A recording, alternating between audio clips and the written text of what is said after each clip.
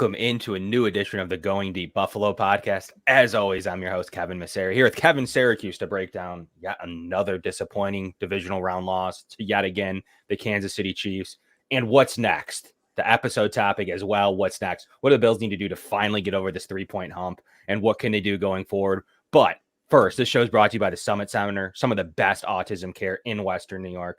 It's an important mission to me and my family. So get out there and check out the Summit Center. All donations are accepted to them, as well as Tuscany Market and Deli in Fredonia.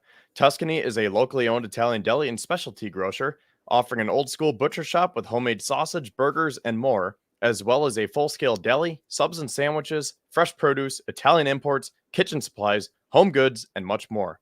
You can find Tuscany on Facebook and Instagram and visit their shop at 450 East Main Street, right on the corner of Route 60 and 20 in Fredonia. A great deli and market that is as well. So we're very proud to have all of our sponsors as usual. But Kevin, let's get into it. First and foremost, let's start at the top of the hour. Let's start talking about the game a little bit. We're a couple days post-mortem from that. I was there. I know you were there as well.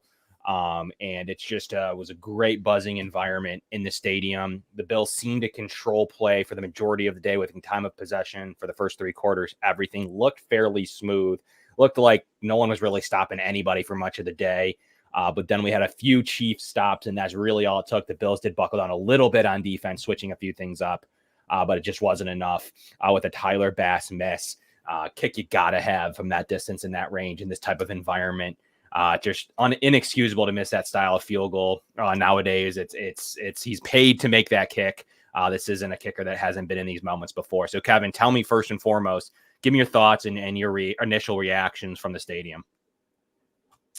It was heartbreaking, and it's pretty sad because I have the exact same photo of myself walking out of the stadium last year as I now do this year. Same outfit, same Bills scarf, same dejected look, where it's just like, why? Why does it always happen? Why can we never get over the hump?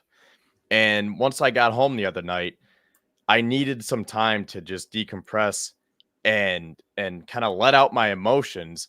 So I recorded a video from this spot just on my phone. I obviously didn't go live or anything. And I just basically said that it's just so infuriating when you think that you finally have the Chiefs where you want them. And Mahomes had to go on the road for the first time in his playoff career. The Chiefs had to play in front of Bills Mafia. And do you think that the Bills are catching their stride at the right time? And it still comes back to slap them right in the face. And as I said in the video, I didn't even want to get into the specific plays because there are a bunch of those that I'm sure we can get into tonight because that's the point of this show. We don't want to harp on it too much, but there are some plays that warrant us talking about them before we officially, put the closing marks on this season. But I was saying I didn't even want to get into the specific plays because it feels like no matter what happened, the Chiefs were going to find a way to win that game. Like, even if Tyler Bass made that field goal, do you not think that Patrick Mahomes would have led the Chiefs down the field with 1:45 and 2 timeouts? It just seemed inevitable that no matter what happened, Diggs made that catch. Sherfield made that catch. Allen hit Shakir in the end zone. Mahomes was still going to come back and lead the Chiefs to victory. It just seemed that way. And that's why it's so frustrating, because it seems like no matter what this team does, they are always going to be short. And looking back to 2020, you could tell that the Bills weren't ready. They were inexperienced, and you say, okay, let's reload. We'll be back next year. 2021, 13 seconds. What was the main thing that the Bills needed? A pass rusher. Okay, so you go get Von Miller. There's no way the Bills are not winning the Super Bowl now, right? And then last year, aside from the whole DeMar Hamlin incident, the defensive line was just decimated with injuries, and they got gashed the whole day. So then you build up the defensive line, and you think you finally have the roster in place. And honestly, yeah, the defensive line still did not produce. But I think this just comes down to an execution standpoint. Sure, you could make your remarks on McDermott and the coaching staff for Brandon Beane for not building up the roster the best he could have, especially from a wide receiver standpoint. But at the end of the day, the Bills are not that far off. They are simply 1, 2, maybe 3 plays off from being in the AFC Championship game, and this show would be a lot different. And that's why it's so infuriating and dejecting and just so many emotions where it's like you kind of expect it by now. It doesn't hurt as much because we're so used to it, but at the same time, it hurts that much more. I think what's interesting is the point you brought up. What could have been done? I think the clock was the number one thing in the Bills' favor, right? So after they had got down, they'd converted a couple of fourth downs. They were inside the 25-yard line ish, and they ran a 1st and 10 run. They wanted to get it to the 2-minute warning. I guess I see the theory there. They were able to key in on the run a little bit more in the fourth quarter, and they were able to kind of prevent James Cook from really get going a ton throughout the second half. I understand the run to stop the clock. From there, though, what do? Do you make them use their timeouts? Do you run the ball, get some more yardage, make that kick a little bit shorter? Because apparently they needed it. They needed more yards because apparently that was too long of a field goal in the conditions, even though things looked fine, remotely fine. And it's a place he's kicked many, many times. The Diggs dump off is a play I want to talk about. I don't think I take that play. I think I take the end zone shot with the receiver open and a dagger barely gets knocked off the line a little bit by Chris Jones, barely enough to affect the throw. You go for the touch. The only way the Bills are winning that game was being up 4. There is no chance being up tied, or even if they were up 3 again, there's no way that the Bills are going to hold on to that lead. I mean, Patrick Mahomes can get us down as quickly as 13 seconds with a few timeouts. So do you think that a minute and with the way the defense played okay, but now with Patrick Mahomes calling his best plays of the day and in a minute and 45 scenario, he's at least getting in field goal range. So they're at least winning on a field goal. Like, sure, tip balls, things could go anyway. Someone could fumble again. I guess those are conceivable outcomes. We've seen him turn the ball over to end drives in the past with a Taron Johnson interception last year. And as far as this season goes, they were unable. They turned it over on downs. So I guess those are conceivable. They only have 3 downs in this instance too, Kevin. That's a big difference because it's a tie game rather than being down. So there are a few factors that could have stepped up to stop him from needing a field goal. I don't see it happening. Not with the way AJ Klein was covering. I mean, he can't get it done against the pass. That's why they were in. They didn't have linebackers to match up with 12 and 13 personnel, even though Eric Turner tweeted today the Bills were fairly good in nickel against 12 personnel. So it wasn't like they were getting totally bullied. The couple plays that I saw, the DBs were getting in the backfield, a couple of missed tackles on a cold night, things to be expected against a high-flying style of offense. But ultimately, a couple of missed reads, they buckled down defensively in the fourth quarter. So you never know if they could have made that final stop on that last drive. But I do know that up 4 is a totally different experience. It's a totally different game. That's not to say Patrick Mahomes can't do it. He sure can. But that's a totally different environment to be up 4 there in that situation. Then you don't even know that Diggs is getting the first down on the crosser on that shot. I think he maybe gets 6 yards. Sure, the clock's running. Okay, the outcome could be okay. Maybe the field goal shorter. So sure, in hindsight, it's like, okay, I would have dumped it off because the alternative was an incomplete pass in the end zone. So obviously you're going to say that that's quite frankly what should have happened. And I don't think he gets the first down there in my experience. And then the deep shot to start that drive to Diggs that he clearly dropped.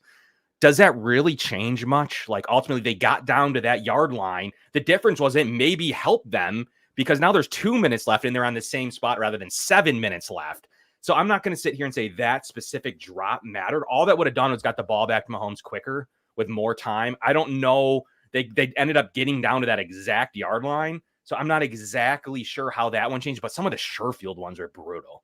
Like he's got to come down with some of those balls, just period. Like he can't have 2, one or the other is fine. He can't have 2 dimes in his hand and he's got to come up with the ball. So does Diggs, but I don't know if that is the game-changing play, Kevin. What is your opinion on both the Diggs drop and then the Diggs crosser where he chose to go to Shakir? Well, let's see. So you want to talk about Diggs first and then Sherfield? Sure. Or should we go in chronological order since Sherfield's happened first? We'll start with Diggs. Okay, yeah. So that's the main one right there. Because honestly, there's not that much to talk about with Sherfield aside from that'll translate us into what's next to the title of our show. So you're right. We'll talk about Diggs for now. That's the main hitter. And then as we move into Sherfield, that'll move us into the offseason talk. So starting with Diggs, I think that's a good point because I was thinking about that. And Mike Schultz brought this up today on WGR saying how if Diggs would have caught that, let's just say he caught it and he broke the tackle, ran it in for a touchdown. There's still 8 minutes left in the game. Yeah. All that would have done was set off the fireworks like we saw in the 13 seconds game, where it's just back and forth, where Mahomes would have went down to score, and then Allen would have had to retaliate. And then maybe Mahomes would go down again, and then Allen has to go down with 20 seconds left or something like that. So I think that's a good point, because as crucial as that was for Diggs to not catch that, you got to look at the clock, because I believe there was 8:23 left. So that is a totally different outcome if he catches that. That doesn't mean that the Bills are going to win. It just means that it totally changes the complexion of the game. Now, I will say, I want to speak specifically on Stephon Diggs, not specifically on the outcome of this game, but I want to speak on Diggs as a wide receiver and as a person, because I love Stephon Diggs like we all do. But if you're going to pull what he pulled in the divisional round last year against Cincinnati, where he was throwing his arms up in Allen's face, and, you know, we need to know the context. A lot of us are just guessing about what he was mad at. And to the points that we've been making all season, he's a competitor. He wants to win. So you're allowed to be angry on the sidelines, but he hasn't been able to back it up. And what I mean by that is he shows up as quarterback last year, and then he goes in the locker room and immediately dashes out before the media can get to him. And then he spends all offseason tweeting cryptically. And sure, he's gone on different podcasts and he said that he wants to be in Buffalo, but then he held out of minicamp and the OTAs, and there was that whole saga. And then you think everything's good. This season starts and it's Allen and Diggs. The connection is rekindled. The chemistry is there. And then he started to tail off ever since the Giants game in week 6, mid-October. And then he falls short in the playoffs and again doesn't talk to the media. And now will probably be tweeting cryptically. That doesn't sit right with me, because if you're going to talk all offseason and be cryptic like that and have your brother tweet, Diggs got to get out of there. And I know he didn't have him tweet that. Trayvon Diggs can say whatever he wants. But if you're going to act like that, you need to be able to back it up. And if you can't back it up on the field, you at least better explain yourself to the media afterwards. So I don't like that. And I'm sure that doesn't sit right with a lot of fans. And I think that has led to a lot of people saying, we don't need Diggs anymore. And I'm not there yet, because Stephon Diggs is still one of the top receivers in this league. That doesn't mean that we should give up on him and that he's a diva and that he wants out of Buffalo. Simply, that means that I think Bean needs to build up the wide receiver room more to help Stephon Diggs so he doesn't get double teamed or bracketed. And so it's not just an Allen Diggs show. That's why I think it's so important that the Bills draft a wide receiver with their first pick in the draft this year. As we'll get into that in momentarily, at least a hierarchy of what we're going to be looking for this offseason between some draft coverage and some free agency stuff and some cap stuff that we'll be talking about. Like I said, I'll get into that shortly, kind of wrapping up on this game. I mean, James Cook did his usual, drop a pass, put the ball in the ground, like 18 carries for 61 yards. I needed to see more from James Cook in the first place as well. Ty Johnson, 7 for 40, I thought was more effective. I thought he looked better. And then if you kind of recap the game a little bit at times, they had converted a 3rd and 4 to get into a situation about 3.5 minutes left that really was better than the catch. So I guess the theory here is, like, of course, Stephon Diggs needs to make that catch. It's inexcusable. But it's tough to say like that specifically is the reason they lost. They ended up driving down to that exact spot. I still think even at best he catches that ball, and I think he goes down very close to where he catches that.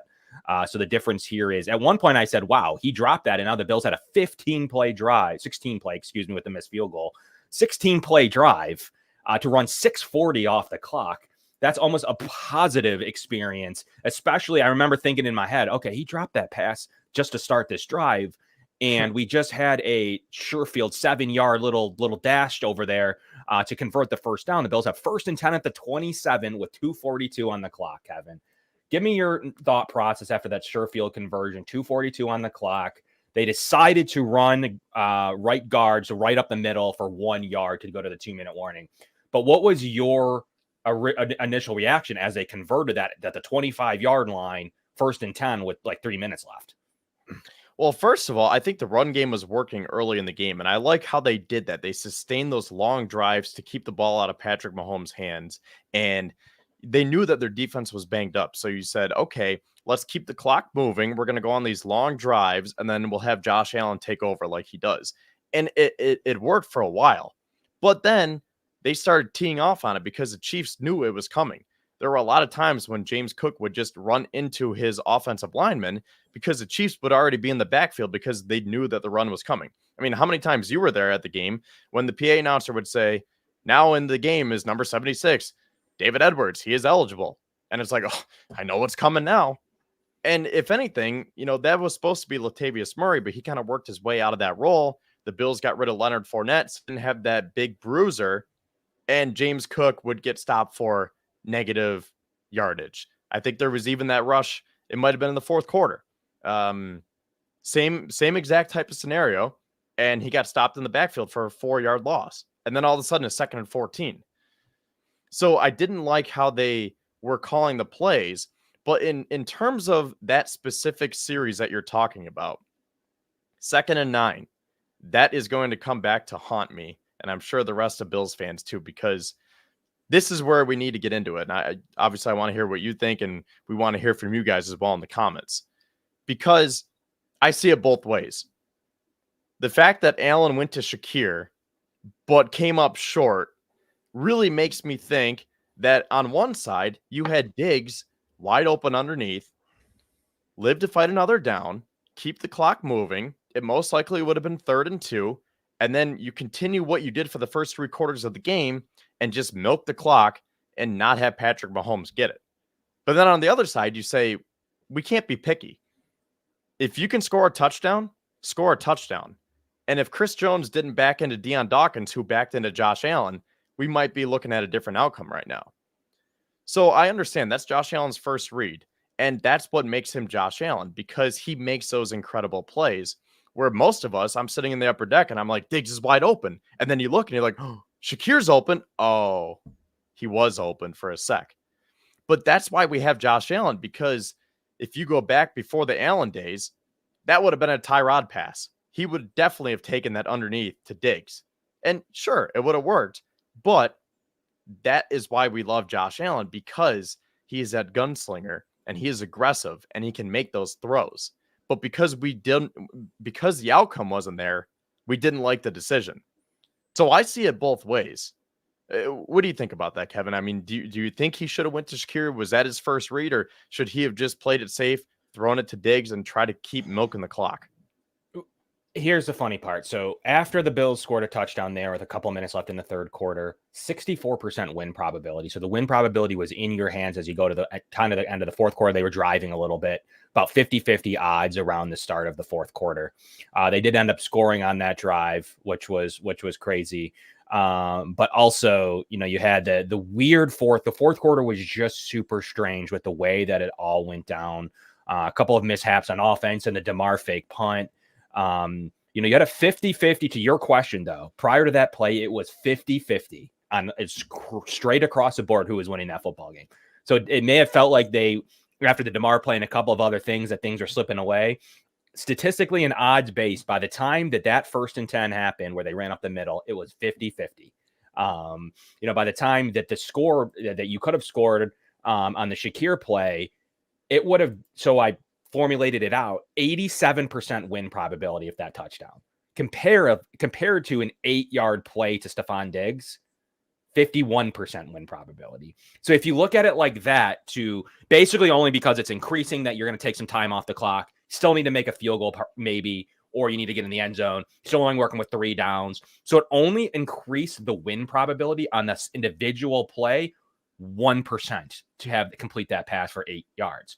However, when you could win an 87% chance that Shakir goes incomplete, which was open, the right read, the throw still almost got there. It was close, even getting bumped into. If he doesn't get bumped into, it's the Gabe Davis all over again. It's the start of the whole 13 seconds game.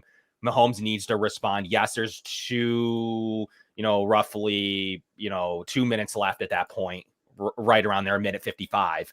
So it's really like the first Gabe Davis touchdown. That's about the time they had to go and score, and they did within 2 plays. With a Tyreek Hill busted coverage, he runs down the sideline, and the Bills respond with their timeouts, going down the field to 13 seconds. It was about the start of that. That's why I was like, in hindsight, you have an 87% chance to win. You make that throw. Just like when you see should you go for it on 4th down, and you're looking at probabilities and percentages, you 30% difference, you're going to go for it, right? It's the same theory to me, is that 8-yard pass to Diggs probably makes the field goal a little shorter, but overall in the grand arcing scheme of the game, it doesn't change anything. And it just, the results, so obviously you would take that. But in the moment, I saw Shakir open actually before I saw Diggs open. I said, I know where he's going with this ball. Shakir is going to drag his guy away, and he's going to be open in the post. The Gabe Davis route. He's going to be open. He was open. That's a touchdown. And I didn't even notice Allen getting run into. So to me, it was a touchdown. And then I noticed, okay, there was nothing on that ball. What happened? And then, you can see what happened. But to me, it's the right read to go up under 2 minutes. Now, under 2 minutes, it's the right read. You got to take the touchdown. There's definitely an argument to be had if that was third down, if that was fourth down and you were going for it, then maybe not. But there's definitely early on in the stages of downs to take over a 4-point lead to, that's different than a 3-point lead. It's an extreme difference. That 4 points is enough to hopefully, with the McDermott defense, without the speed of Tyreek Hill now you're nickel and diming on their offense. We'll see what they're able to do. I think it's a little bit different than that 13-second game as we saw in the fourth quarter. Really, where the scoring kind of slowed down a little bit, minus the start of that where Isaiah Pacheco scored to start the quarter. So to me, it's the right read. I go up for all day under 2 minutes. But what would have happened if Diggs caught it? That's a different discussion, because now there's 8 minutes left and you're already on the 20, 25, 15, wherever that would have been. So it's a little bit different of a situation. But to me, you take the touchdown. It's the right read. It's a situation that you go up. And by all means, you do your best to play defense, and you do everything you can to either commit a turnover, get a sack, do anything possible where he's pressured on the road in front of the crowd noise. I think is a little bit different than playing at Arrowhead. So to me, completely the right read in this situation. And I appreciate Josh Allen basically doing everything he can. It was a great play call. Honestly, that Diggs route is what kind of pushed the pressure up in the formation. And it's the right read. Ultimately, I'm completely fine with taking your lead in a divisional playoff game that gives you an 87% chance to win. I mean, ultimately, that's the decision that you make, and you hope to the best of you that you can make a stop, because they were starting to stop some plays in their nickel coverage, and they were able to do a few things late in that game to where I was feeling a little bit better defensively than I was in the third quarter. In the third quarter, I was like, we're not stopping them. But they did have some huge stops. Including Travis Kelce blaming himself for the Poyer fumble on Mecole Hardman, because he did not hold his block and Poyer wanted it more. So to me, the Bills won across the board. They won in time of possession. The way that they played this football game definitely, I think, once again, was one of the first times in playoff history where you lead a couple of different things between time of possession and a few other categories that led to a loss. I mean, they obviously did lead the turnover battle. They were getting some ball luck. The two Bills fumbles they recovered. The one went through the end zone for the Chiefs. So there was some ball luck there. And you thought maybe things were changing. You thought maybe the Bills had the luck. This might be the year. The fumble through the end zone, that was something that would happen to the Bills on the other end to go win a game. It's kind of reversed, Kevin. So didn't you think at one point as Josh was driving that maybe the fortunes had changed? Yeah, I did. And I want to answer this question by Roy before I have a graphic that I want to pull up.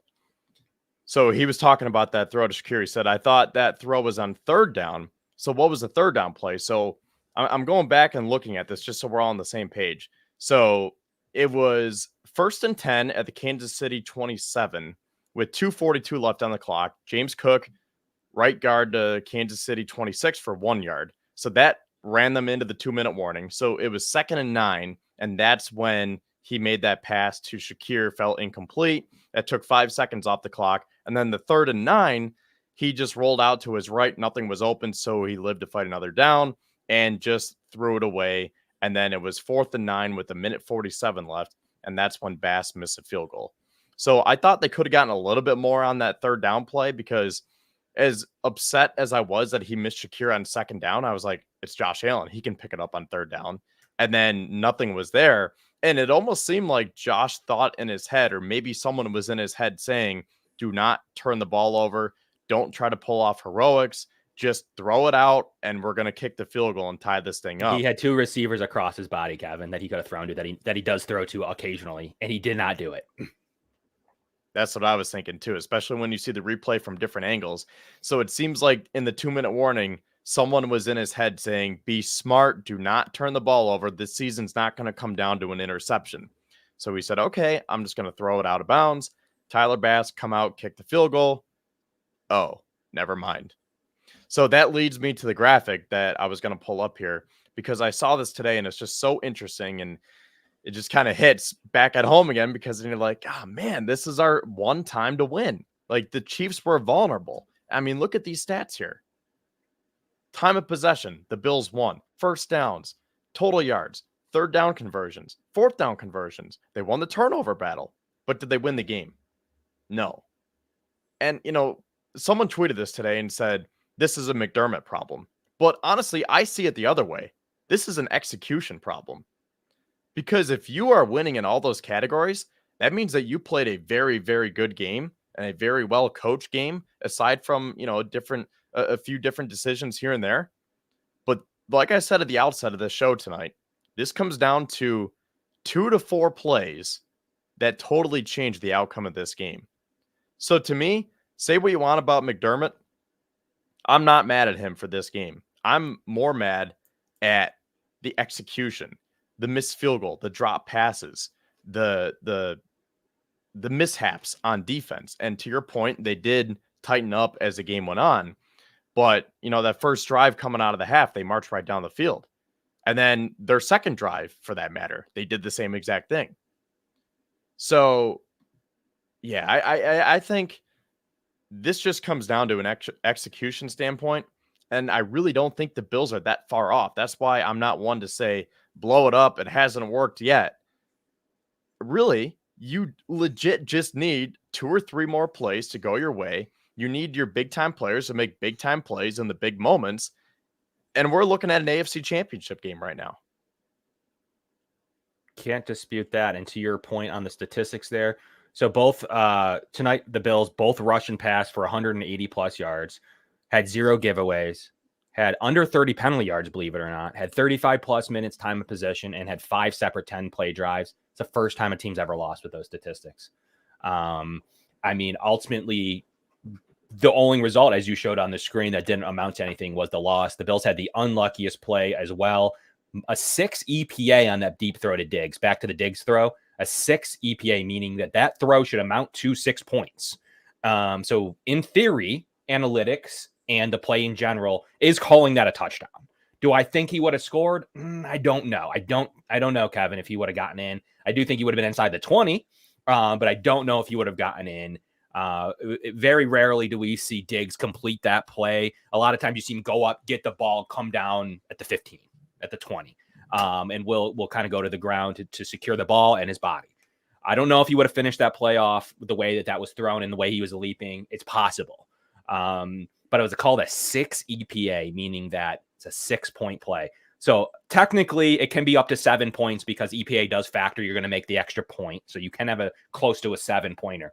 So that was a 6-point play. So basically they're saying it should have been at bare minimum a situation where the Bills are in extreme situation to score a touchdown. And that was the unluckiest result based on it shouldn't have been a drop too. So they had a couple of things work against them. The Damar Hamlin play, it was there. If you look at it again, it was there. Put Ty Johnson's on that unit. Like, I don't know if that would have been a tell to have him there. If, say, for instance, Ty Johnson gets that play, it's a first down. He would have read it. He had the vision. Obviously, he's a running back. He would have gotten a first down. That's the funny part is I rewatched the play. It was there. I don't know what Damar was doing going to his left, like trying to fight blocks. I have no idea, but he's a safety. Like how in the world could he have known that outside of running as a fake gunner, stopping and catching? I think he could do that. But in a situation where you're taking the ball, it's just, I don't like the personnel situation. That to me is a Matt Smiley thing. Sean McDermott's not picking Damar to get the ball there. He is signing off on a fake, obviously. They called it. They said, we can't trust to make another stop again. So we're going to trust that we can convert on special teams. It just needs to go to Ty Johnson. I mean, ultimately, Matt Smiley struggled. His unit struggled all year. He's had blocked field goals. Bass went 2 for 5 in the playoffs. You had whatever that Sam Martin decision was. That had to be Matt Hawk all day. Sam Martin was shanking balls left and right in a situation where Bills had the lead. He had no business being on the field there. the reason he was there was probably Bass signed off on him holding the ball, and yet we still see him miss field goals. It was an extreme catastrophe from the special teams situation. I don't thought they covered very well at anything that did get returned, that didn't go through the end zone. So that unit was so poor. I would not run it back. It's definitely, to me, not something that I like to see. I mean, the one shank Richie James still returned for 15 yards. I mean, it was a mess. It was a mess. That unit was a mess all season long, in my opinion, beside the Deontay Hardy touchdown that I don't think has anything to do with anything. Okay, you can say the blocks are set up, I guess. But other than that, the unit was a wreck. I thought the kicking game looked poor. I thought the kickoff game was poor. I thought the punting game, beside December for Sam Martin, who was pretty good, was poor the entire season. I just think it was a mess from that unit. And final nail in the coffin to me was McDermott did obviously approve that play to go down. I don't think that he's sitting there in meetings that you're going to catch him with Damar Hamlin. I do think that there should have been a little bit better of a creative plan to get the ball to Ty Johnson, who to me was running the ball well at the end of the season. But that's neither here nor there, Kevin. So give me some final wrap-up thoughts on this game. As always, please smash the like button. That allows us to deliver amazing content. That means a world to us if you can hit that for me right now. What was your final wrap-up thoughts? Like, what play, what situation? Is there something that you feel like we should talk about prior to getting into what the Bills need to do next? Well, I want to expand on your specialty point, because that fake punt, that McDermott is lucky. He is very lucky that they forced a fumble, because we would have been talking about that for a long time if Kansas City went down to score. And then it would have been, 27-17? It would have been a 2-possession game, if not even more. Do you remember what the score was at that point? Before what? The fumble? There's the same score. Well, yeah. When they called that fake punt, what was the score? Same score. Go back and there's the same score as the ending score, 27-24. It was 27-24? Yeah. Oh, okay. Yeah, okay. Because, there weren't a lot of points that... Yeah, there was no points the score beside the start of the fourth quarter where they finished their drive from the third quarter. But it was 27-24 when he called it. I don't think Sean had super high hopes to what he was trotting out there at linebacker. Everyone's like, they should have had 3 linebackers and 12 personnel. They didn't have a third linebacker to play. But ultimately, they went for, turn it over on downs right after the touchdown that Kansas City had scored to take the lead. So it was the next ensuing drive after that. And that drive started with a Josh Allen run for 8 yards. So it looked promising. Then a -3 by James Cook. Just to me, just didn't get anything going for James Cook in the second half at all. And then a short incompletion to Stephon Diggs with the pass was batted at the line of scrimmage. It was 4th and 5 when they brought on the punting unit. Okay, so if the Bills didn't create that turnover, it would have been 34-24. That's the score that I was thinking of. And it would have been a 2-possession game, a 10-point game. And we would have been saying, should Sean McDermott get fired? That's a fireable offense, right? I'm sure Twitter would have been freaking out over that. But luckily for his sake and for our sake, the Bills were able to force that fumble. And then it kind of looks like a smarter decision, because it somehow, some way works out. But that being said, I didn't like the call overall, because to this comment right here, to their point, if you're going to be that aggressive, just leave Josh Allen out there. Because who do you trust, Damar Hamlin or Josh Allen? But looking at it from the flip side, I do appreciate the aggressiveness from McDermott, because he was trying to catch them off guard. And you're thinking, if Damar Hamlin's out there, you're not going to have a fake, right? So he's trying to catch them off guard. And this is the thing that I appreciate the most. He was coaching to win. He wasn't coaching to not lose. And that's something that we've been talking about all year, how in the beginning and the middle of the year, he was coaching to not lose. But now we saw McDermott evolve and change this year. And that's what I respect about him a lot now, is that he put his players in position to go win. He knew that his defense was giving up a lot of yards and they were giving up a lot of points. And he said that was basically him admitting that the defense was not on their A game. So let's try to do something about that to go win the game. So I do appreciate it from that standpoint, that he was coaching to win and be aggressive. But again, I think they could have called a better play. Now, one other thing that I want to talk about, going back to the final possession for the Bills. What do you think about going for it on 4th and 9? Because I've seen some people talk about that as well. because I think that also would have been a huge mistake for McDermott, that we would have been saying, how do you not take the field goal and just tie the game? Right? Like he would have been ridiculed. He would have been ran. That's worse than missing the field goal, because exactly. at least that's an expectation that field goal goes through and you can at least try to play defense. There is, dude, it wouldn't have been a mess if he went for it there. And the same thing we're saying about him with Hamlin in the story early on in the quarter, that we're saying, put the ball in Josh's hands. He can't win, because if that goes into Josh's hands on 4th and 9, now 4th and 9, 4th and 3, okay, maybe. But 4th and 9, I mean, that's silly. That's silly business. That's aggressive to be aggressive. That's the negative side of like Dan Campbell when he goes for it there. In situations like when he's still going for 2 after a penalty, like that's reckless stuff. Could it have worked? You have Josh Allen or Mahomes, sure, that could definitely work. But ultimately, it's a silly situation. And ultimately, also the same thing. If he trots on Josh Allen, it's the same result. Although it's Josh Allen and he's your best player, if you don't convert that, it's the same thing. I mean, it's ultimately the same. Now you're going against their defense, their strength of their defense too. You don't get their special teams unit. So the idea there is that they have no idea that Damar Hamlin, who's never carried the ball, you're thinking you're going to catch him off guard against a special teams unit, not against Chris Jones, not against Snead. You're going against a situation, or Leo Chanel. You're going against a situation to where there are other special teams. They're expecting to return a punt to get into good field position. Josh Allen, of course, is no one's going to ever convince you otherwise that Josh Allen isn't the right person to have on the field there, but that they can be in their top, they can counter with their top defense, as compared to, they thought they saw a look that caught him off guard, that they thought that was open, which if you watch the film, it was open. Damar Hamlin just had no confidence running the ball. That was the issue. The issue wasn't the fake punt call. The issue was that ball needs to somehow go into Ty Johnson's hands. That's the biggest issue there. It's not the call. And I don't know that Sean McDermott was the one to play design to Damar Hamlin. That's literally what a special teams coach does all season, is they try to find a play design that'll work. It didn't work. Sean Smiley's a mess.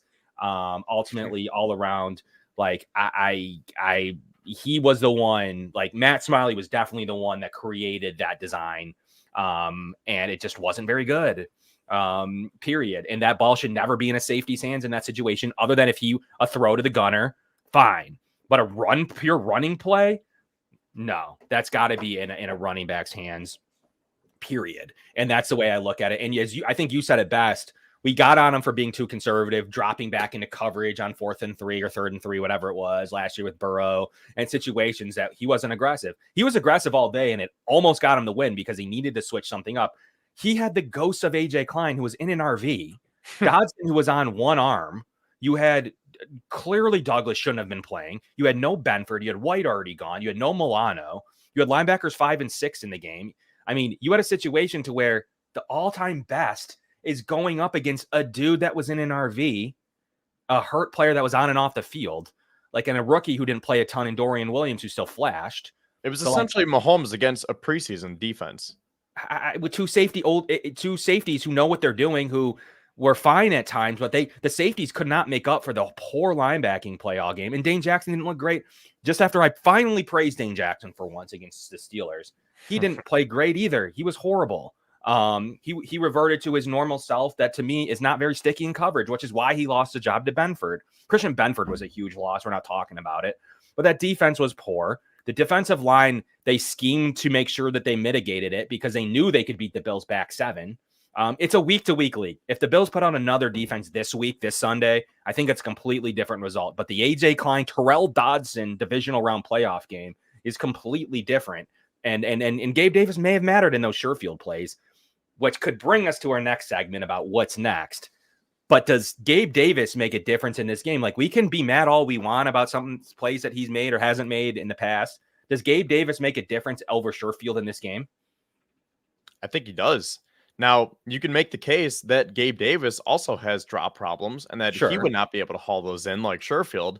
But I think this comes down to the fact that the Bills' wide receiver room was thin right along. And we could go back to even last April or May or June about how everyone wanted DeAndre Hopkins, and ultimately Bean signed Leonard Floyd and Poona Ford. And you know what? Those were great additions. I know Puna Ford was underwhelming, but at the time it was a great signing. Leonard Floyd balled out. Of course, he got quiet down the stretch and didn't show up, especially this past week against the Chiefs. But still, I think those were smart, calculated moves. But if he were to use that money and sign DeAndre Hopkins, if you had D-Hop, I think this is a different outcome. And to your point, if you had Gabe Davis, this game is a different outcome. So, like I said a few minutes ago, this is going to translate us into the offseason talk, because I think that's job number one for Brandon Beane. He's got to get Josh more help, because should Sherfield have made those catches? Yeah, but he was essentially playing out of position. He's a wide receiver 4 or 5 in this league, and they were asking him to be a wide receiver 2 because of injuries. And again, would Gabe have made those plays? I don't know. It's tough to say, but he always comes up big, and that's one of his specialties is that even if he can't catch intermediate passes, he usually is pretty good with the deep balls. And at least it provides that threat, because he's done it against the Chiefs before where they'd be a little bit more scared, and maybe that would open up things for Diggs a little bit more. So I think just the fact that Gabe Davis would have been out on the field, his presence alone would have impacted the game, not to mention the plays that he could have had. I know that Davis does have his drops at times, but it's not to the level that everyone assumes that it is. Davis does has drops problems. Diggs has just as many or more. I would say Diggs might have had more drops than Davis. He did have 2 today, or excuse me, on Sunday he had 2. James Cook drops balls. I mean, you saw Knox drop balls. I mean, ultimately, it wouldn't have been at the rate it was, and I do believe this is where he's good. He does make both of those plays, if not one. So that's where I'm going to stand on this. And the Bills, what's next for the Bills? What do they need to do with Khalil Shakir? What do they need to do to continue to grow this? Because Diggs, going into this offseason now, Diggs now all of a sudden doesn't have any issues. He's happy somehow for some reason. Yeah, you know why he's happy? Because he's going to make an $18.5 million base salary. So I guess I would be happy too. He's going to cost the Bills $27 million on the cap. What's he mad about now? He knows he's 31. What's going to be different? He gets $19 million in new cash this year. So ultimately, what can he really complain about at this moment? I mean, that's about what he's worth. And he knows that he can't talk, because last year he was backing it up. This year, if he opens his mouth and starts to tweet cryptically, he's going to get ratioed. And maybe not completely ratioed, because we still love Diggs. But you know what I mean? Like, he doesn't have a leg to stand on anymore. And that goes back to what I said at the beginning of the show tonight.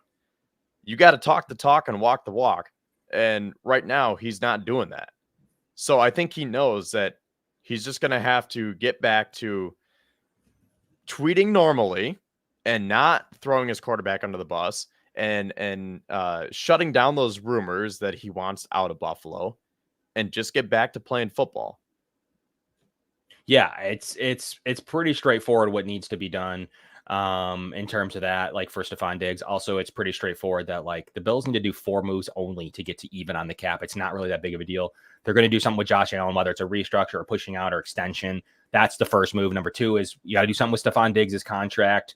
Are you going to you're not going to move on from him at this stage. So what are you going to do? You're going to essentially most likely restructure him in some form or fashion, because he saves you $13 million to do something with that. It's a pretty easy move for a guy that you're hoping retires with you. You're not expecting to trade him.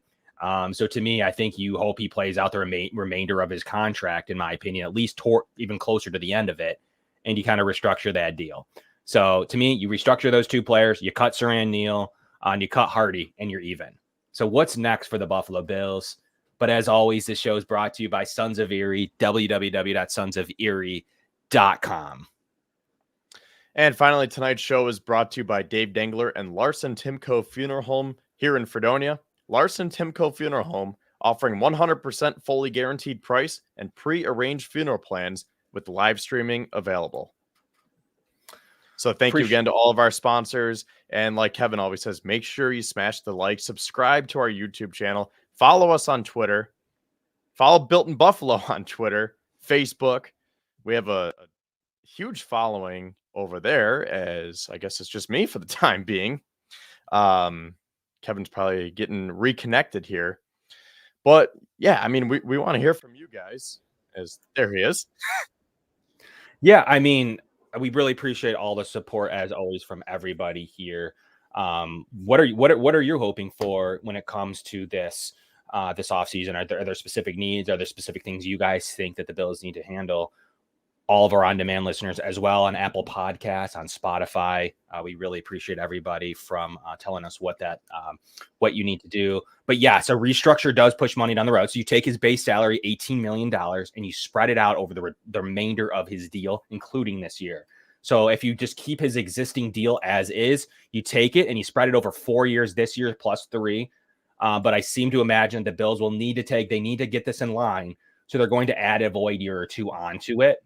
To push a little bit of that down the road to where it's a manageable dead cap number when you do decide to move away from them. So that's kind of how you mitigate the fact that you're pushing money down the road. Everybody uses void years. It's a thing of the future, and that's just what it's going to be. Like, they're going to use void years. That's basically any deal now across the league that you're going to use void years for. And you're going to push maybe another year or 2 void into it because it's the simplest solution for the Bills to get back in line what they need to do with the cap. So that's quite frankly what I think that the Bills will do. Those are the 4 easiest moves to do, like right off the bat. Now, some people are like, well, I don't want to push any Diggs money down the road. Well, I mean, look, they certainly don't want to push Von Miller's down the road. They already have some work to do with Trey White, and they have work to do with Dawkins and Taron Johnson and Mitch Morse. I just think that they can push money down the road when it comes to Stephon Diggs pretty easily. And I ultimately think that's the way that they go with this. So, sure, it does push a little bit more money into the future years, but nothing that's that alarming that you can still get out of in a year or 2. So that's kind of where I fit with this situation. A lot of Hardy but the interesting thing to come out too, Kevin, was the for Nyheim Hines. I did not expect that. So the Bills do. The difference is if Nyheim Hines is on the roster, that's bad for a couple of players. That's bad for Hardy. So there's no way they keep both. So they just do redundant. Yes, they're a different position, but they're too redundant on the roster. So the Bills will pick, and it looks like they're leaning Nyheim Hines. Well, what that will do is probably put a pin in anyone else at the veteran running back position. So no Fournette, obviously no Fournette, however that ended, but no Latavius Murray's gone. They probably will bring back Ty Johnson, I'd assume. So that'll basically be what it looks like Nyheim Hines, Ty Johnson, James Cook, and probably a late round rookie. That's probably how your running back room looks going into that year. And they probably still are hoping they can do something, shave a little bit more off of Hines' contract. I bet the reason that Bean mentioned that is because they know that he's willing to take a cut. Maybe they do an extra year and throw some money down the road and take a big pay cut there and are able to have him on the roster. He's a good returner. He's a great returner, just as good as Hardy. He does bring some elements to the passing game that the Bills are probably thinking about using this year. But it'll be nice to see him back after that horrific jet ski incident of last year. But they can't keep both. So I do believe that they'll immediately cut Hardy right in March. Look, I like that play. I thought there was some nice moments, but ultimately he just couldn't get it done, right, Kevin? Yeah, I'm glad this came up because I thought that was interesting yesterday. And when Bean talked about that, they said, is Nyheim Hines part of the plans for 2024? And without missing a beat, he said yes immediately. Like, he didn't give one of those answers where he's like, well, we're going to evaluate and we're going to look at everything this offseason, and I'm going to have to talk to Sean and see where the numbers are at. He said a one-word answer, yes. So he might just be saying that, but that seemed very truthful. So to your point, I think between Hines and Hardy, you're going to have to keep one of them. And it sounds like they're leaning towards Hines. And I believe off the top of my head, that would say $4.5 million if they get rid of Hardy. And I liked Hardy. And to his point here, I did want to see some plays for him, talking about stretching the field vertically or the jet sweeps or some trickery, because I thought we could have used more of his speed. And he did come up with a couple of clutch plays, but it just wasn't enough this year. They didn't do enough with him on offense. And when you look at the special teams ability, well, you have Nyheim Hines for that. So I think it's just one of those cases you're going to have to choose between one out of the two. And it's on that press conference, it sounded like they're leaning towards Hines. Now, the other thing that I was going to say was I tweeted this yesterday, and I got a lot of comments for Ty Johnson because I said, so if they keep Nyheim Hines, he's probably going to be RB3. You have James Cook as RB1. That leaves an opening for RB2. And I said that just looking very loosely at Spot Track, I'm still in that weird phase of like, how do I want to handle this? Like the 5 stages of grief or whatever it's called, like acceptance, bargaining, denial, anger. That's not in the correct order. But part of my process is, well, maybe I'll just look at the free agents for a little bit to make me feel better. So I haven't been able to go into it full depth yet, but I did look, and 2 names that stuck out were Deontay Foreman and Rashad Penny, because I think that those are 2 guys, 2 big bruisers who would be an upgrade over Latavius Murray and Damian Harris, because let's not forget, the Bills were high on both of those guys to provide that complement, the thunder to the lightning. They would be the Thunder, James Cook is a Lightning, and Nyheim Hines for that matter. And like I said on Twitter, don't forget pass protection plays a huge role in this too. But a lot of people were commenting saying, what about Ty Johnson? We love Ty Johnson. So I guess I'm going to throw this to the audience and to you, Kevin. I mean, do you think that Ty Johnson is RB2 material? Because I agree. I like Ty Johnson. I think he had a really good season. But it just seems like if you are in fact keeping Hines, just like your point about Hardy, that it would also be redundant to have Ty Johnson because they have similar skill sets. So I feel like they would want more variance to their running back room. Like, does Ty Johnson have a role here? I thought maybe he could be RB4, put him on the practice squad, but then they brought back Darrington Evans yesterday. Yeah, I mean, Darrington Evans is going to be a guy they bring into camp. He bounced around the league. Apparently, he has enough talent to be looked at as a running back 3-4. But I think with Hines, I think that's just another policy if all these running backs aren't healthy. If Hines is healthy and he's fine to go and he's on the roster, there's no need for Evans. He may be the guy they put on. He may be the new Ty Johnson, a guy you put on the practice squad. That's always the hope with those guys. But I think the Bills really like Ty Johnson, hence why they went with him over Evans. And maybe Evans had better opportunities and he found the active roster across the league. So ultimately, it's going to be the same thing where Evans looks to come back here. They probably said, look, there's no more Murray, there's no more Fournette. Like, you're literally a hurt Hines and Ty Johnson away from meaningful playing time. So it made sense why he came back. But yeah, no, the redundancy there is the reason you would keep Hines is because he could take the role of Ty Johnson and, to me, Deontay Hardy. But look, I think you can. That doesn't mean you still can't keep Ty Johnson if he comes back and he is the guy that earns a running back too. Everyone's just assuming you go for a bigger bruiser back, but Ty Johnson runs the ball pretty well. Like, I mean, he's a speedster. He is a good, solid running back. I don't necessarily think you need to have one of those big bruising veteran guys as much as I'd like Deontay Foreman or something like that. I don't know that it's necessary, especially when you can sign Ty Johnson. You have Nyheim Hines, James Cook, Evans sitting on the practice squad or some variation of it, and a rookie. I just think the Bills will have too many other needs. And I'm a running back guy, but I just think the Bills will have too many needs to really do much more than that. Just like with O-line.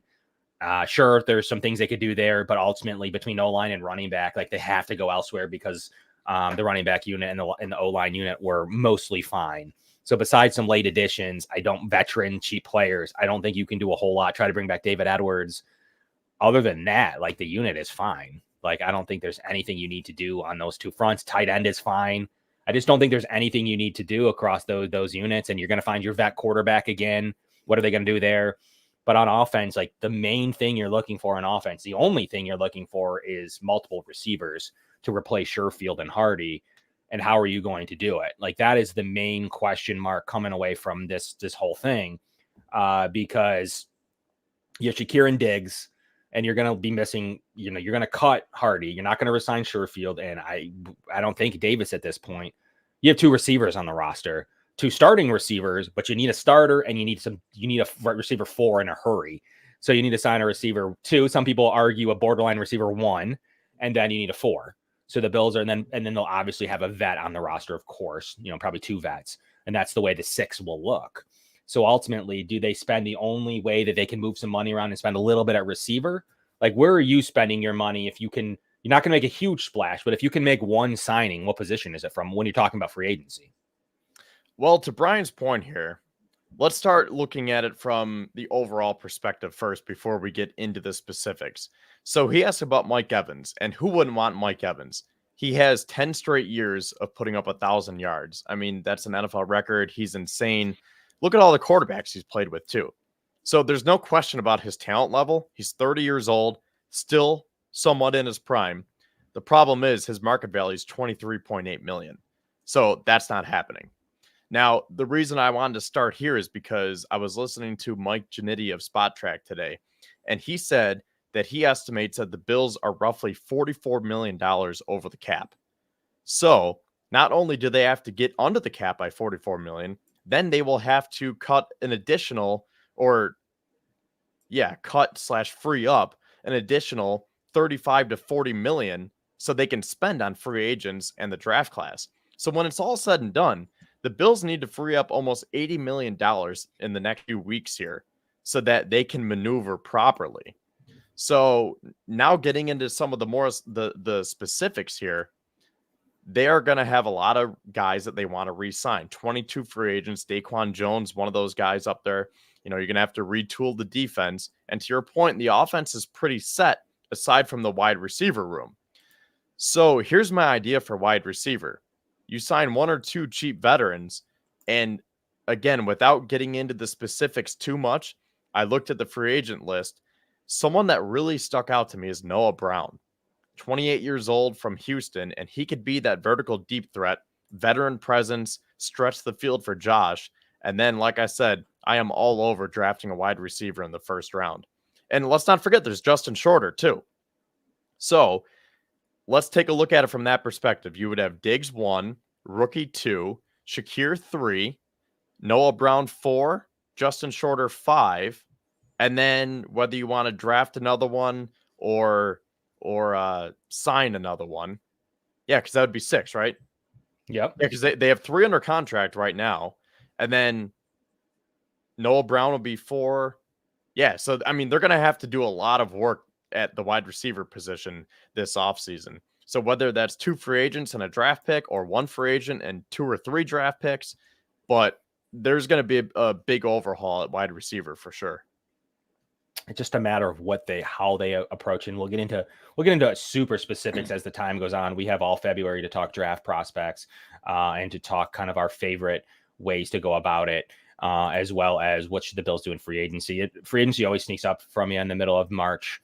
That comes quickly, and Mike Giannetti's right. They have some work to do, but just a few moves can get you to where you need to be close to the cap, and then from there to free up some more money. Dawkins is an option. Morse is an option. Taron Johnson is an option. Trey White is an option.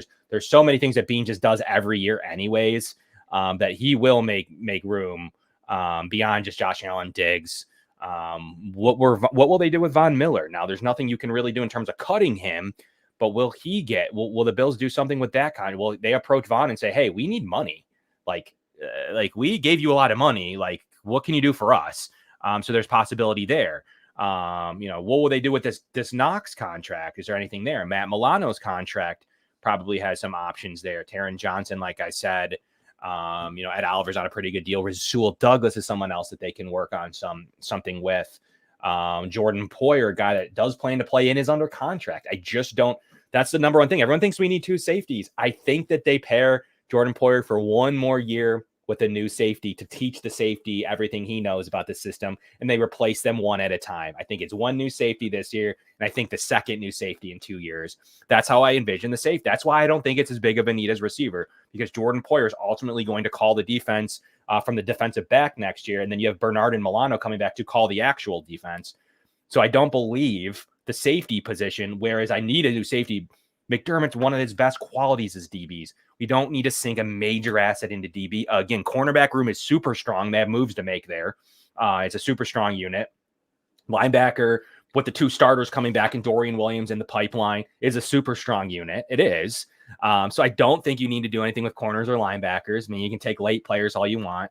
I think you bring back Poyer. It makes sense, and pair him with somebody, an up-and-comer, in the free agency, a guy that's coming to be going to come in, and safety hasn't been an expensive position in free agency lately. Besides Jesse Bates, safety's been pretty reasonably priced. You could re-sign Rapp if you want to go that way.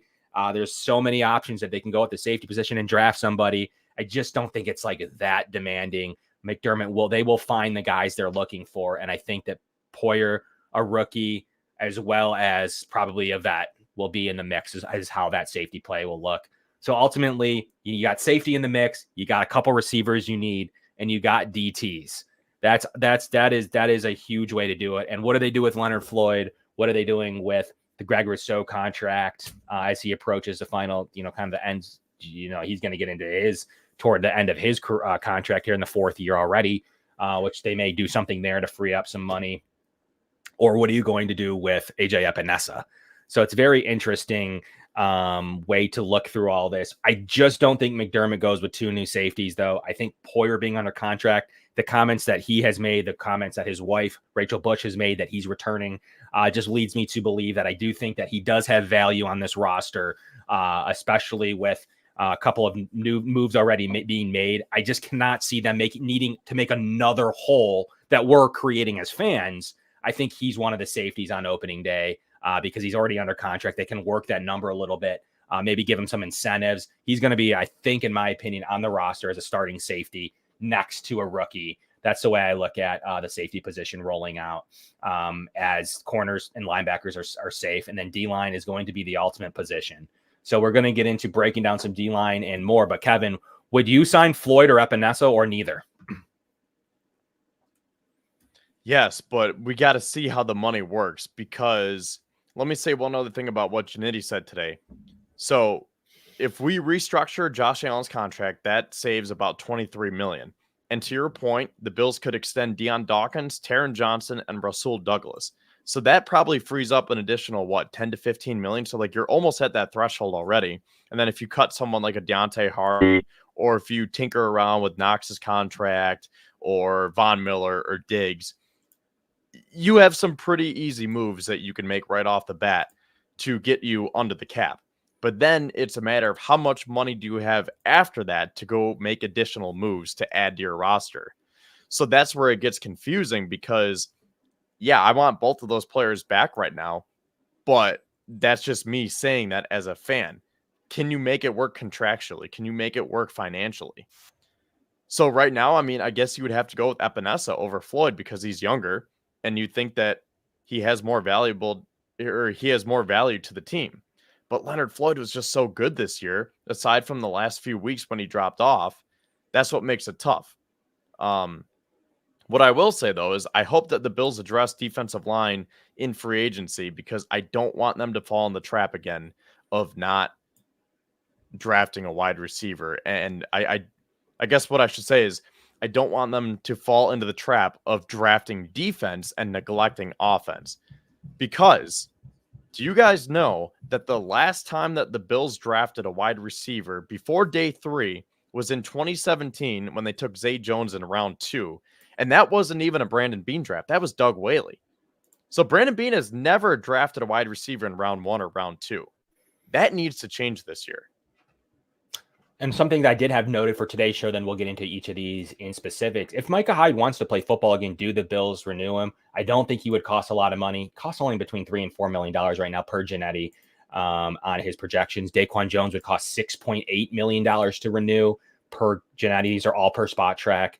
$8.1 million for Leonard Floyd is about his currently calculated market value. Settles at 3.5. Dane Jackson's at 3. Terrell Dodson's actually, per his evaluations, 3-year, $14 million projection. Bills have to let that go. They can't do anything with that if that's actually what he's going to be worth. For some reason, Janetti thinks that Taylor Rapp's worth 2 for $11. I don't agree with that, but we'll see if Taylor Rapp is able to get a medium tier deal like that. AJ Epinesa is only projected at 2-year, $11 million. If that's his projection, guys, I think the Bills need to do that. That is a number that they can do, and that adds an immediate starter to the defensive end unit that I think is more than manageable. And then obviously Gabe Davis right now is projected at 4 for 55, around $13.5 million. So ultimately the big one there is like that AJ Epinesa value does seem to strike like it's very, very possible. And how many final years can Jones play? I think he thinks he can play another year or two. I think the Bills need to get him done because he's only going to be in the $5 million range too. So between him, they need to get him done to bring back Daquan Jones next to Ed Oliver, and then have AJ Epinesa and Rousseau and Von Miller. That is the start you're looking to as you take it into the draft. So some of those would be my most valued re-signings. I don't know if they can afford Floyd. Maybe they'll let him play out the market. Floyd definitely said he wants to be back. We'll see, but not at the 2-year, $16 million valuation. The Bills can't really afford that. However, they do have some void years on their existing cap as it sits right now, meaning they can use those void years to try to work a deal, have a little bit of motivation to work a deal with Floyd. So we'll see if they go that way. But I think that if AJ Epinez's value is around that 2 years, $11 million, I think that at his age, 25 years old, I think that just does make sense as a natural reunion there. Jordan Phillips looks like he's going to hang it up. I don't think they're going to see anything from Ford, Sherfield, Harris. They could do some type of $2 million deal with Edwards. He was a great value add. Love the versatility of David Edwards. He was a really good value signing out of those $1.7 million signings they had. And will they be in range for compensation picks this year? There's a lot of guys there. Does Dodson get a deal? Does Dane Jackson get a deal? Do they let Floyd walk? Does Micah Hyde sign something to finish out his career? Is he done? There are some Gabe Davis's deal. So there's definitely some compensation picks to further add into the bucket for the future, for future drafts. So there's definitely some guys there that the Bills could get some compensation picks for, Kevin. But we're going to break down that and more on future shows. And we really appreciate everybody tuning in to this action-packed, unfortunately, What's Next edition. These are some high-level thoughts. What else you got for us, Kevin? What else is on your mind as we kind of approach the end here? I think we covered everything for the most part, because this is a hard part of the season where you don't want to get into too much, because we essentially have 8 months to talk about it. So we don't need to, we don't need to sink our teeth into it tonight and just talk about everything, because that's what the next multiple weeks are for. Unfortunately, I was hoping that we were going to hold off for at least one more week. I guess tying this back into the Kansas City game, I thought that the Bills were going to just fall short eventually because of the injuries, but I really thought that they were going to get past Kansas City and get over that hump. But then I just thought that there might be an emotional letdown. And I was like, just, you know what, that would really hurt to lose the AFC Championship. But if you could beat Kansas City at home, I think that would make a lot of us feel better. At least you almost made it to February. And man, third year in a row where we're sitting here. Today's date is January 24th, and we're talking about 2024. And I was hoping that we were going to have at least one more week to talk about the 2023 Bills, but I guess, here we are. So make sure you keep tuning into the podcast, because we're definitely going to be getting into it. We're definitely going to ramp up with the free agency. I know I said it's kind of hard for me to really get into it too much right now, just coming off of that tough loss, but I think it's therapeutic for me. And it kind of energizes me, to be honest, because I look at Spot Track and I look at these lists and I'm like, oh, let's go, baby. Like, let's run it back. Let's figure out how we can build this team back even better this year. And hopefully it can be therapeutic for you guys as well. So all I can say is keep tuning into the podcast, and thank you again for our sponsors tonight. Yeah, and I think the final thing to note is, what are my thoughts on Douglas? 1 year, $9 million right now. The Bills will absolutely. He's been a great part of this defense. The difference between running it back, yeah, they're going to run it back. All right, that's some of the things. The Bills are just going to run it back. They're going to run it back with a healthy Douglas and Trey White. They're going to run it back with a healthy Taron Johnson. They're going to run it back with Benford behind them now instead of Dane Jackson. So you're talking about an elite level cornerback play. Is Trey White worth cutting for $6 million? I don't know. I don't know where he's going to be, but to me, Trey White does scream like a very $6 million value. That's all they would owe him over what they already owe him, $6 million. Otherwise, you're taking a big dead cap hit. I think he returns, and I think he kind of redoes his deal, but we'll see. And lastly, with Douglas, they will do something with his contract as well going forward. And AJ Epinesa, will he take a bridge deal? It's very possible that these guys around the 25-year mark do take these deals more than a vet. Floyd may be looking for that last final chunk of change in his career. So I do think that you'll see a couple things. And heck yeah, I want to run this back, Kevin. It's not one of these teams that is broken, in my opinion, on a roster front. They almost won against KC and Patrick Mahomes with 5th and 6th linebackers on the field. Yeah, I want to see it with Matt Milano and Terrell Bernard. I really would like to see that because that is more than the difference in this game. So the Bills are running it back with their defenders back. And an overhaul of youth at the receiver position. Yeah, I do want to see this game with those linebackers, a healthy corner unit, as well as some youth at safety and some youth at receiver. Yeah, no, I kind of do want to see this game be played as soon as possible when it comes to those additions. But as always, we really appreciate Summit Center, Larson-Timko, Sons of Erie, and Tuscany for being a proud sponsor of the show. Please smash the like button for us. That would be amazing. And we'll be back at you. All we're going to do is bring you great draft coverage. We're going to bring you great guests throughout. We're going to bring you some special events. We're going to be doing some things all spring. And as always, we're going to bring you the best analytics and eye test that we can when it comes to these draft prospects and what we think the Bills are going to do as they hit on draft picks. But from the Going Deep Buffalo Show, I'm Kevin. That's Kevin.